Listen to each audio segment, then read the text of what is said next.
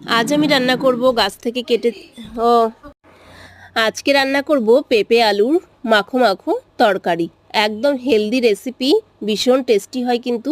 যারা পেঁপে পছন্দ করো তারা তো বেশ ভালোই বাসো, আমি বেশ ভালোবাসি পেঁপেটা খেতে। তার জন্য দেখো এখানে পেঁপেটাকেও পাতলা পাতলা করে কেটে নিয়েছি, আলুও পাতলা করে কেটে নিয়েছি, আর একটু ঝাল খেতে পছন্দ করি তাই একটু লঙ্কাটা দিয়েছি বেশি, 2-3টে। তো কড়াই বসিয়ে দিয়েছি, কড়াইতে কিন্তু অল্প করে তেল দিয়েছি, আর তার সাথে কিন্তু সর্ষে ফোড়ন দিয়ে মাখো মাখো তরকারি করব। সর্ষেটাকে হাতার পেছন দিয়ে ভেঙে দিলে কি হয়, সর্ষের একটা ঝাঁঝালো গন্ধ, সেটা কিন্তু বেশ ভালোই লাগে। তো এই যে মানে ঘেটে নিয়েছি, তো এখন এই যে একসাথেই দিয়ে দেবো পেঁপে আর হচ্ছে আলু, কাঁচা লঙ্কা চিড়ে। এতে কিন্তু কোনো মশলা যাবে না, এই জন্যই বললাম হেলদি রেসিপি। বাট মশলা তো বেশি খাওয়া এই গরমে উচিত নয়। তার জন্য দেখো এরকম একটু সামান্য মতন স্বাদ মতো নুন দিয়ে দেবো, আর হচ্ছে হলুদ দিয়ে দেবো।